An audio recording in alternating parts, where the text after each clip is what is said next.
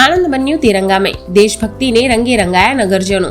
Anand town hall ખાતેથી વિદ્યાનગર શહીદ ચોક સુધી યોજાયેલ તિરંગા યાત્રામાં ઘોડેસવાર પોલીસ, બાઇક સવાર પોલીસ, હોમગાર્ડ, ટીઆરબી જવાનો, એનસીસીના વિદ્યાર્થીઓ, પદાધિકારીઓ, અધિકારીઓ, નગરજનો સહભાગી બન્યા। સમગ્ર દેશમાં સ્વાતંત્ર્ય પર્વની ભવ્ય ઉજવણીના ભાગરૂપે હર ઘર તિરંગા અભિયાન ચાલી રહ્યું છે। આણંદ જિલ્લા વહીવટીતંત્ર અને કરમસદ આણંદ મહાનગરપાલિકાના સંયુક્ત ઉપક્રમે વિશાળ તિરંગા યાત્રાનું આયોજન કરવામાં આવ્યું હતું। આ ભવ્ય તિરંગા યાત્રાને રાજકીય અગ્રણીઓ, વહીવટી અધિકારીઓ અને મહાનુભાવોએ લીલી ઝંડી બતાવીને પ્રસ્થાન કરાવી હતી। આણંદ ટાઉન હોલ ખાતેથી વિદ્યાનગર શહીદ ચોક સુધી તિરંગા યાત્રામાં 5000થી વધુ લોકો ઉમંગભેર જોડાયા હતા। વિદ્યાનગર રોડની બંને બાજુ આવેલ બિલ્ડિંગો ઉપર રાષ્ટ્રધ્વજ, રોડ ઉપરના તમામ થાંભલાઓ ઉપર સિરીઝ અને સુશોભન માટે 500 જેટલી લાઇટો લગાવવામાં આવી હતી।